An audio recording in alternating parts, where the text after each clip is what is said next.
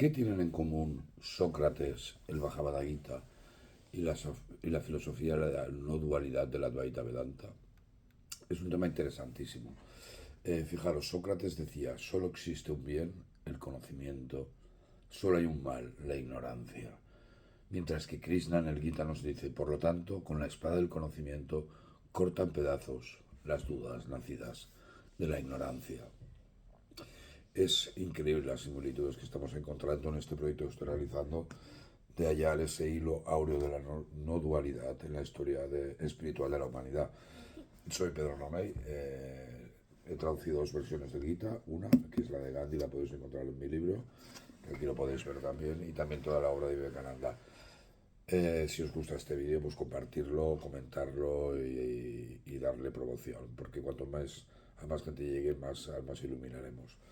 Sócrates afirmaba que la virtud es conocimiento, y siglo antes el Gita ya enseñaba que solo el conocimiento puede ser destruido, solo el conocimiento puede destruir la oscuridad de la ignorancia.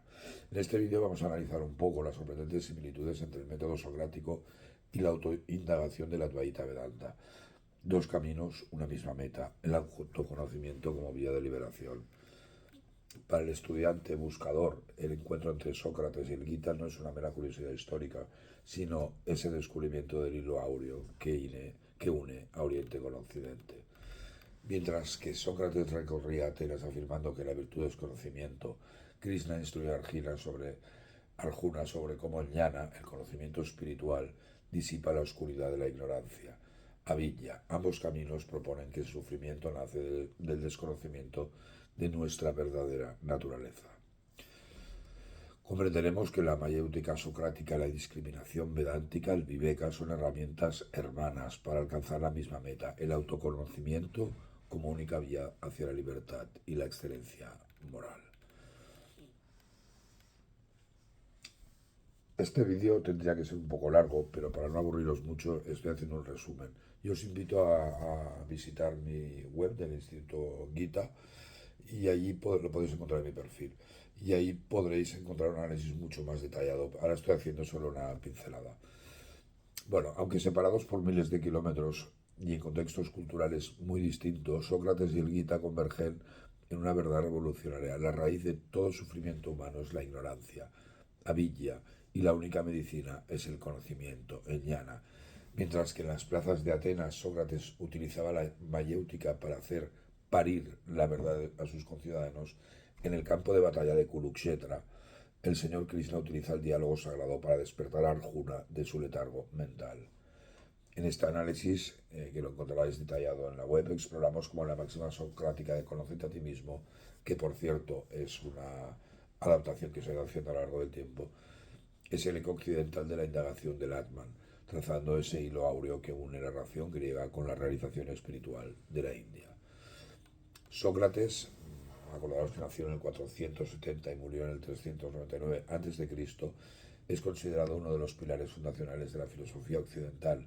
No dejó escritos propios, pero su pensamiento y método nos han llegado principalmente a través de su discípulo Platón. Por cierto, tengo otro vídeo explicando las similitudes entre el Advaita y Platón. Sócrates nunca llegó a afirmar algo similar a la identidad absoluta del Advaita Vedanta, Atman es Brahman, el tú eres eso, ni declara la irrealidad última del universo causada por Maya. Su enfoque permanece más humano y ético, mientras que el Advaita es ontológicamente revolucionario, con el famoso tú eres eso. Bueno, el Advaita Vedanta y Sócrates representan, como os he comentado, dos enfoques muy profundos hacia el autoconocimiento, separados por siglos, culturas y contextos, pero con sorprendentes similitudes. Vamos a ver muy rápidamente, porque ya os digo, eh, esta ya la hemos visto. Otra característica importante es que los dos enfatizan el cuidado del alma, eh, el famoso conocerte a ti mismo de Sócrates y el Atman. Eh, esta necesidad es importantísima en los dos puntos de vista. Y luego también creo la obediencia a las leyes, a los shastras en el hinduismo también es fundamental en los dos sistemas. Para Sócrates, por ejemplo, la muerte no es un mal para el hombre justo. De hecho, en el Fedón se presenta la filosofía como preparación para la muerte, separación del alma y cuerpo. Y en el Gita la muerte no es más que un cambio de nombre y forma. Recordaros que el hombre está atrapado al ciclo de samsara. Y hay un verso precioso del Gita que nos lo dice: así como un hombre se despoja de sus gastadas ropas y se pone unas nuevas, así también Atman desecha sus agostados cuerpos y toma otros nuevos.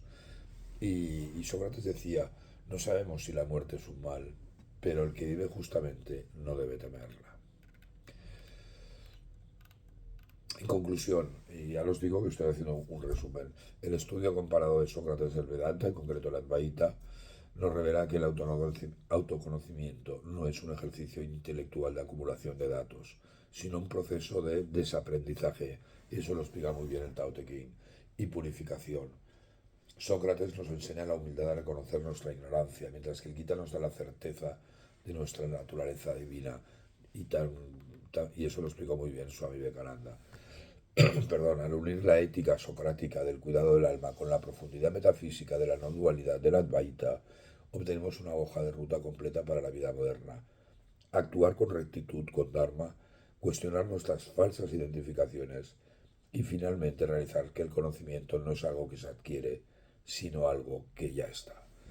Como bien podemos concluir, ya sea en el Ágora o en el Ashram, la verdad es una sola y brilla para quien se atreve a preguntar. Acordaros esa famosa frase del Rigveda que decía: la verdad es solo una, los sabios la llaman de diferentes maneras.